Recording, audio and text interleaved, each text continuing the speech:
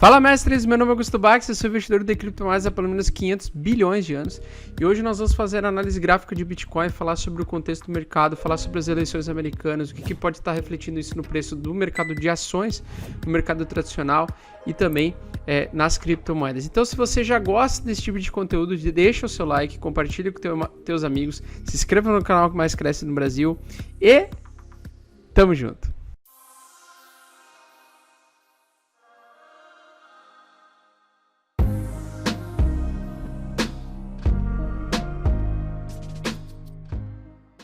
Então, se você está me conhecendo pela primeira vez através desse vídeo e não entende nada sobre o mercado de criptomoedas, nós temos uma playlist para iniciantes, vou deixar o card aqui em cima, e também temos o curso Mestres do Bitcoin com 40% de desconto para você estar iniciando seus investimentos em mercado de criptomoedas com o pé direito.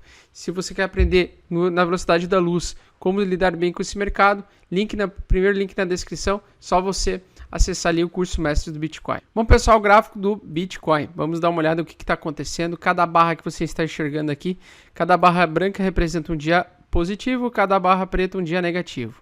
E agora vou adiantar aqui, vou aproximar os preços e nós vamos tentar entender, mostrar aquilo que pode acontecer com o preço do Bitcoin e do Ether. E o que pode estar os gráficos nos antecipando nos movimentos dos próximos dias e nesses períodos, tá? E depois eu vou contextualizar com base em fundamentos daquilo que está acontecendo com o mercado e que pode respingar no mercado de criptomoedas. Bom, primeiro para começar a entender com vocês é o seguinte, a partir do mês de março, depois daquela queda majoritária gigantesca que tivemos de mais de 50% em apenas um dia, o preço do Bitcoin começou a subir e o mercado touro começou a fazer bastante força, né? Então o preço começou a continuar subindo e a gente até inclusive utiliza um mapa, né, chamado Stock to Flow, que ele tenta antecipar com base em relação de oferta e demanda, entrada de dinheiro e saída de dinheiro do mercado de criptomoedas, e ele consegue projetar para nós uma média de preço daquilo que pode acontecer ou o preço que ele pode chegar caso a gente venha a repetir os movimentos anteriores com base na desproporção da oferta e demanda ocasionada pelo halving, que é a queda da recompensa de mineração. Tá? Então, por enquanto, o preço deveria estar seguindo então uma projeção altista, mas ao longo dessa semana a gente viu uma queda bem forte. Barras pretas começaram a surgir no mercado, barras de queda começaram a surgir no mercado, dias negativos com bastante força, praticamente aí assustando alguns investidores mais iniciantes, beleza? Então o que o mercado está neste momento fazendo? Então ele está acumulando, beleza? Ele está fazendo uma consolidação, tá? Pode ser chamado isso aqui de flâmula, pode ser bandeira, qualquer coisa que você possa falar aí, mas o que a gente está vendo neste contexto aqui é uma tendência de queda, e quando a gente tem uma acumulação, a probabilidade maior é que depois de uma acumulação o mercado ele siga a tendência anterior, ou seja, ele teve queda, ou seja, acumulou, tendência maior de probabilidade de continuação de queda até que o mercado se reverta. Um detalhe muito importante, pessoal, que eu fiquei muito preocupado ao longo dessa semana, tá? E apesar de eu estar bem otimista em relação ao preço esse ano, acreditando em alta infinita, acreditando em continuação de alta, retomada do mercado de alta, beleza? Eu tenho que deixar claro para vocês algumas preocupações e algumas considerações que eu vou tentar deixar o mais claro possível neste vídeo. Então a primeira coisa, tá? A gente teve então o rompimento daquela LTB majoritária, né? A linha de tendência de baixa de 3 anos, e estamos justamente testando essa linha para servir como suporte para o preço continuar subindo. Ou seja, então a gente ficou por muito tempo sofrendo pressão sobre essa linha, né? Então essa linha era uma linha que a gente precisava ultrapassar para o preço continuar subindo, porque ele estava num grande triângulo de indefinição, beleza? E a gente precisa então se manter acima dessa linha e continuar subindo, sendo que essa zona aqui está sendo testada agora nos 10 mil dólares, praticamente foi então uma resistência fortíssima que a gente ultrapassou recentemente, tá? E é uma resistência aí histórica, tá? Então a gente teve várias vezes o teste dessa resistência, sendo que finalmente no dia 28 de julho, 27 de julho, a gente conseguiu fazer o forte rompimento dessa linha de tendência de baixa, possivelmente iniciando aí o nosso mercado de alta, tá? Só que tem um porém aí, e tem alguns detalhes que eu vou deixar claro para vocês que me levam a algumas preocupações, tá? Vocês podem concordar comigo ou não, mas é um dos motivos aí que eu fiquei um pouco preocupado. Eu vou adicionar a média de 8 e vou colocar o gráfico mensal.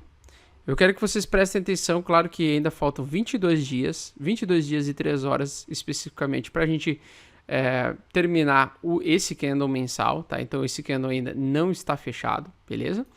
E a gente, neste mês, precisa logo daqui a pouco, começar a recuperar o preço para ele fazer um candle que faça um pin bar em cima dessa média, tá? Porque a média no gráfico mensal, ela está apontando para cima. Para quem não sabe, quando essa média de 8 no gráfico mensal ela está apontando para baixo, a tendência é de queda. Quando ele está lateral, tendência de acumulação, e quando ele está para cima, né, essa média começa a subir, ou ela começa a apontar para cima, a tendência de longo prazo começa a se tornar de alta. E nos últimos 2 meses a gente começou realmente, né, a ver a linha começar, a média começar a subir, querendo então fazer o retorno, né, daquele mercado de alta que nós tivemos aí no passado recente do Bitcoin, a partir de 2016 e 2017. Então a gente acredita, né, quem gosta de comprar e estocar Bitcoins acreditando no seu valor, nos fundamentos do Bitcoin, acredita que ele tenderá a voltar, ou ele tenderá a repetir este ciclo de alta que nós enxergamos de 2016 para 2017, agora principalmente aí mapeado pelo modelo Stock to Flow, que é uma projeção de entrada e saída de fluxo financeiro dentro deste ativo, certo? Só que tem um porém aí, tem um detalhe bem importante, tá? A gente rompeu parcialmente, pelo menos até o momento, nós estamos rompendo a média de 9 períodos, negando então uma continuação de alta, pelo menos nessa primeira barra aqui, tá? É nesse primeiro momento. Pode ser somente um pullback para o preço continuar subindo, mas não podemos descartar a reversão de uma tendência e uma dependência cada vez maior daquilo que está acontecendo com o S&P 500, das 500 maiores empresas dos Estados Unidos, tá? Que validam aí praticamente e que antecipam os movimentos do mercado de ações, dos mercados tradicionais, tá? Então, é uma preocupação que eu tenho, por quê? Porque se a gente fechar o mês assim, vai ser bem complicado, vai ser um mês, seria um mês que poderia nos antecipar alguns meses de queda, tá? Então, se a barra terminar assim, a gente pode ter mais 1, 2, 3 meses de queda, continuando esse movimento de acumulação, tá? Então, continuando a média, andando, surfando, e a gente encontrar preços do Bitcoin em $8.000, $7.500, $6.800, embora cada dia que passa seja mais difícil acreditar nisso, beleza? Até porque eu acredito que esse período já passou. Mas a gente não pode descartar nunca e jamais a possibilidade do mercado fazer novas tomadas de decisões. Então a gente tem que ficar sempre atento, tá? E uma das coisas que eu mais gosto de utilizar é justamente a média de 8 e de 9, tá? E ver no gráfico semanal. E a gente teve uma barra preta bem grande de venda, ou seja, um grande despejo de venda. Como a gente viu aqui, por exemplo, né? O rompimento dessa média, como a gente viu aqui, como a gente viu aqui. Então, toda vez que a gente teve, né, esse cruzamento dessa média, tá?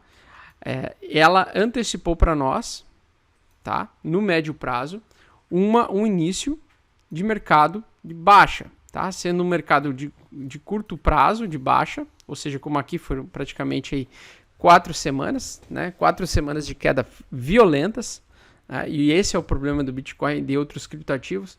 Quando sobe, sobe de escada, quando desce, desce de elevador, vem despejando tudo que subiu, que demorou para subir, né? E enquanto ele fica abaixo dessa média, nós ficamos vamos dizer assim, no mercado urso, tá? Aqui é a mesma coisa, ele teve um rompimento, falso rompimento, não confirmou a retomada de alta naquele período, o mercado já continua caindo e despejou muito mais, beleza? Então, tem que ficar ligado porque com esse rompimento dessa média no semanal, abre brecha, abre a possibilidade da gente entrar novamente no mercado urso. Quer dizer que a gente vai entrar no mercado urso agora, neste exato momento? Eu acredito que não. Eu acredito que o preço do Bitcoin vai fazer uma correção natural, saudável, para o preço continuar subindo, coisa que já fez no passado recente, tá?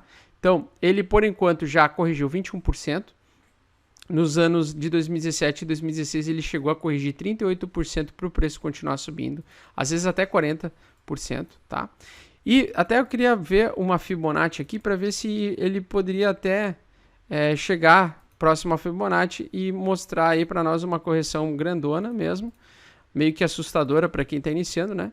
Mas ele poderia ter, para ver quanto que ele corrigiria se ele chegasse ali, então, a 38% de Fibonacci, tá? Aliás, a 38% de correção. Então, praticamente, ele bateria aí quase que entre 0,5 de FIBO e 61 de FIBO, valor de $7.600, né, por unidade. Seria uma correção normal ainda para o preço continuar subindo, tá? No contexto de que ele poderia repetir isso daqui, tá? Esse tipo de correção aqui, ó, que mesmo no mercado de alta, lá em 2017, nem tudo foi flores, né? Alguns meses e algumas semanas nós tivemos correções que produziram uma correção de até quase 50%, então 40% do preço do ativo, e elas fizeram várias vezes. Então, olha só, mesmo que a gente perdeu a média de 9, não quer dizer necessariamente que a gente vai iniciar um mercado urso, mas a gente aumenta a probabilidade de fazer. Só que se a gente estiver num contexto de alta, num contexto de mercado touro, a gente vai ter correções onde teremos um ou outro candle abaixo dessa média, só que lógico, ele vai ter que voltar o quanto antes, tá? Ele vai ter que voltar o quanto antes para cima dessa média para provar que a gente já está de fato iniciando o mercado touro, beleza? Se ele começar a perder e a gente perder as mínimas aqui, aí a coisa vai encrespar, a coisa vai ficar feia, certo? Então no gráfico diário, a gente está vendo então barras de acumulação ainda, está fazendo a acumulação, tendência ele cair um pouquinho mais, existe um gap nos contratos futuros da CME em 9.600, então pode ser que ele busque até os 9.600 ou os 9.200 antes de continuar subindo, seria até uma correção saudável, tá? Mas na minha opinião ele não pode perder esse 0,38 de Fibonacci aqui, tá? Porque se ele corrigir até o 0,38, ou seja, 9.200, tá beleza, a gente vai voltar a uma tendência altista, só que claro, a gente não vai tentar fazer uma de antecipador e ejaculador precoce. A gente vai procurar alguma barra de reversão, né? Uma barra que tenha a mínima mais baixa do que as anteriores e que tenha uma recuperação, beleza? E aí a gente vai ver o preço possivelmente ter confirmações de reversão, né? Praticamente voltando aos patamares dos 10.500 e acima. E aí tudo bem, o mercado vai continuar subindo, tá? Um detalhe importante, no gráfico do Bitcoin ainda não está bem evidente isso, tá? Tá só acumulação aqui, mas no gráfico do Ethereum ainda me preocupa muito mais, tá? O motivo do gráfico do Ethereum, o gráfico diário tá me preocupando, é que ele tá fazendo uma terceira inside bar. O que eu falei para vocês lá no Domingão do Bitcoin algumas semanas atrás? Eu falei que eu gosto muito de utilizar as inside bar, tá? O que é uma inside bar, então, para começo de conversa, né? Isso aqui, eu vou marcar a mínima e a máxima, tá? Dessa barra. Então, aqui foi o máximo do preço que ele chegou no dia e a mínima do preço que ele chegou naquele dia. Então, dia 5 de setembro. No dia seguinte, nós tivemos uma máxima e uma mínima dentro da anterior, tá? Ou seja, nós tivemos uma chamada inside bar. Logo no dia seguinte, então no dia 7, feriado, né? A gente teve mais uma inside bar. E agora nós estamos fechando mais uma inside bar hoje de noite. Tá? Então pode ser que a gente tenha praticamente 3 inside bar. E o que significa uma inside bar? Significa que nós teremos logo em breve um movimento explosivo. Um movimento que vai ser muito forte. Um movimento que vai ser de uma barra parecida com essa daqui. Tá? Um movimento que pode antecipar aí para nós ou promover para nós uma barra de 17% de variação, de 15% de variação num dia, de 20% de variação num dia. Então, isso aqui está me preocupando por quê? Porque num contexto que eu estava enxergando aqui, tá? A gente viu várias barras brancas sequenciais com grande força. As barras pretas que surgiam, elas eram pequenas e curtinhas, ou seja, pequenas correções.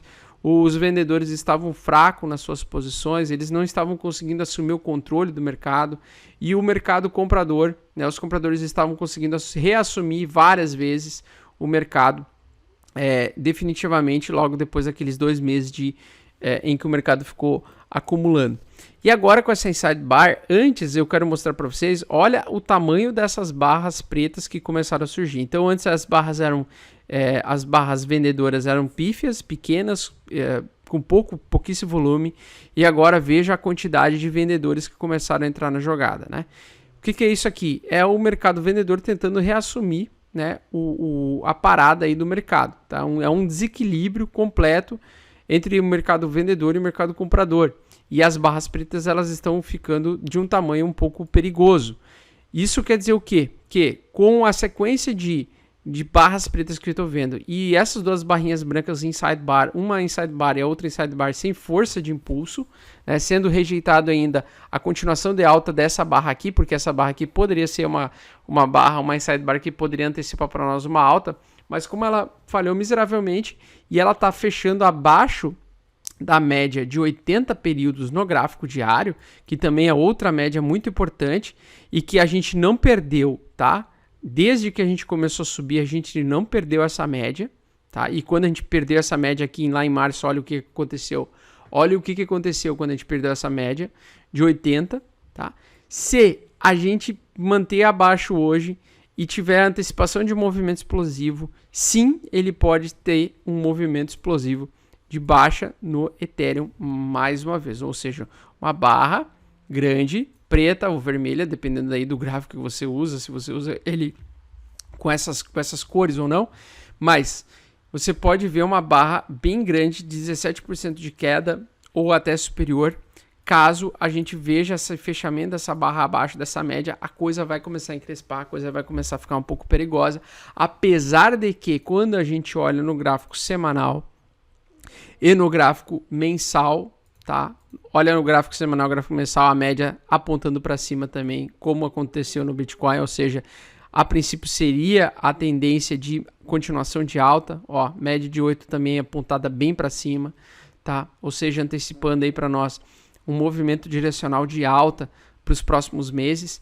Apesar disso tudo, nós temos que aceitar que nós estamos dependendo disso daqui, tá?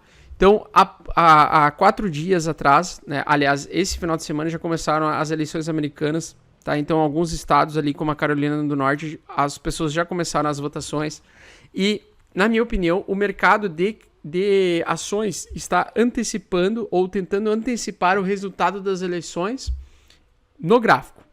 Então, nos preços das ações, tá? Então, eu vou colocar aqui o S&P 500 aqui, que para mim é o principal indicador para este ano, o ano da cabeça para baixo.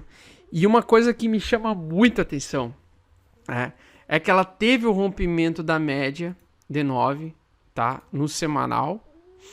Teve o rompimento da média agora.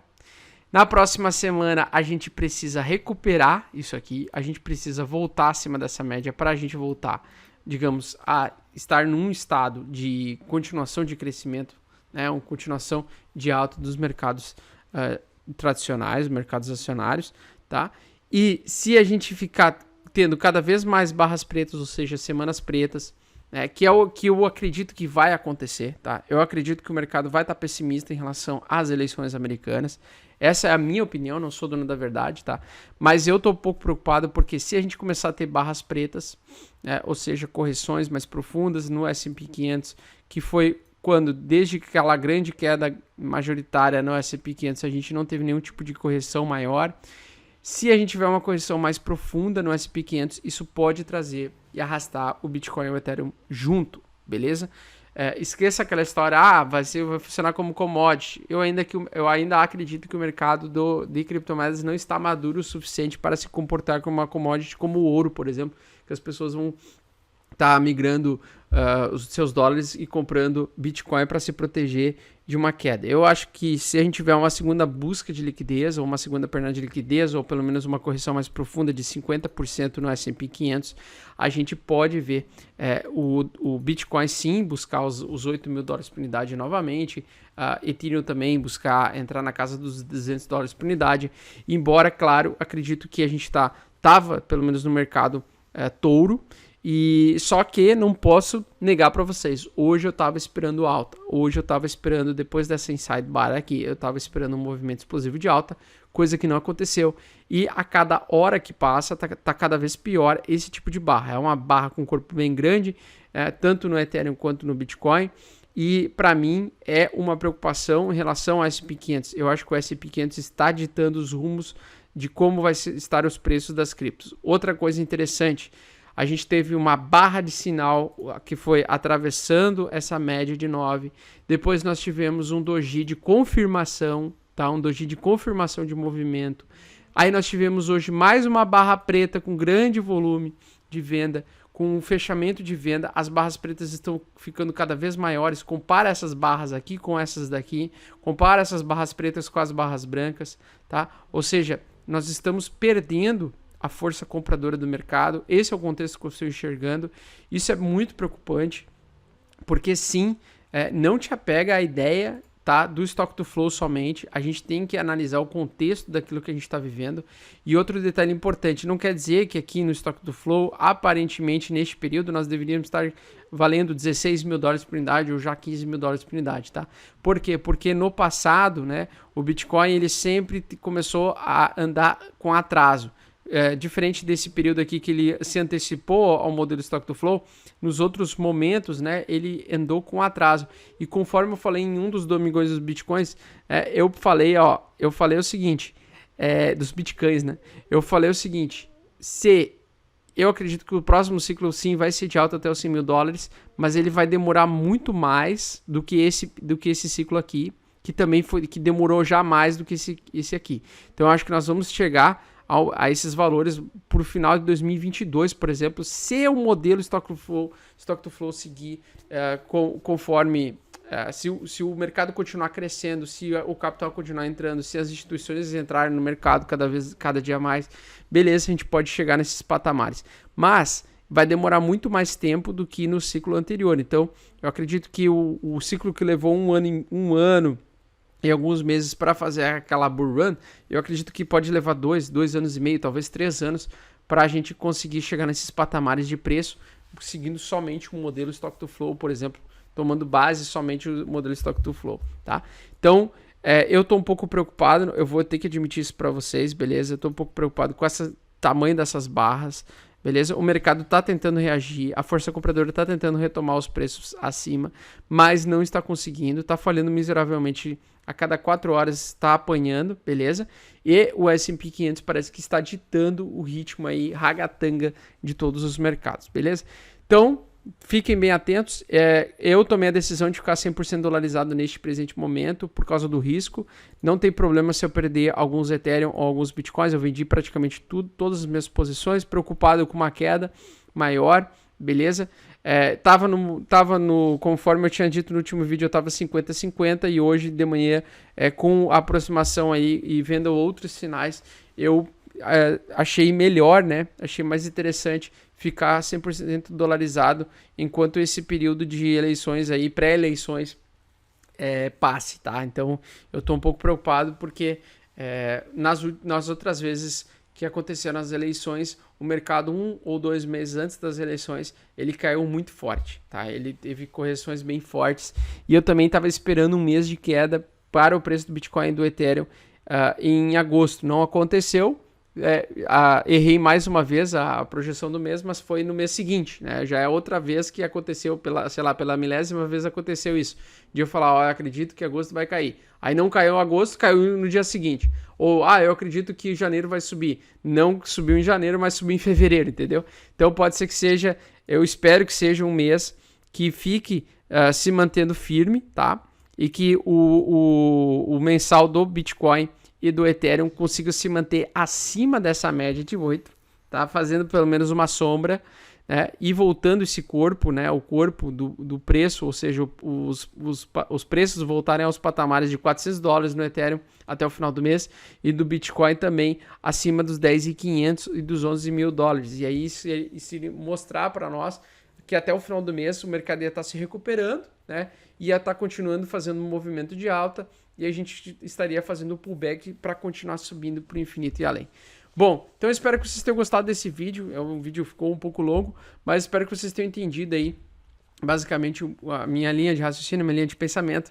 Acho que o BTC ainda poderia corrigir mais uns 15% facilmente antes de continuar subindo, ou antes de começar o preço a se recuperar dentro deste mesmo mês, beleza? Mas que ele não perca essa média de 8 períodos aí no gráfico mensal e que a média continue apontando para cima, para o alto e avante, o preço continue subindo, modelo Stock to Flow na veia, beleza, fofas? Bom, então eu espero que vocês tenham gostado. Deixe nos comentários do que vocês acharam sobre esse vídeo, o que vocês acharam sobre essa análise, o que vocês também gostariam de saber mais, beleza? E também convido vocês a participar do membro DeFi Satoshi Cão Premium. É só você se tornar membro deste canal. Por R$ 199 por mês você vai aprender. Toda quinta-feira você terá aulas e conteúdos exclusivos sobre o mercado de criptomoedas de forma avançada. Lá eu ensino sobre DeFi, ensino sobre mercado de opções, ensino sobre como se proteger dessas quedas majoritárias, se elas acontecerem, como você ficar protegido nas duas pontas e exposto ao mesmo tempo. E basicamente muita coisa que eu sei, beleza? Então eu espero que vocês tenham gostado. Um grande abraço e tamo junto!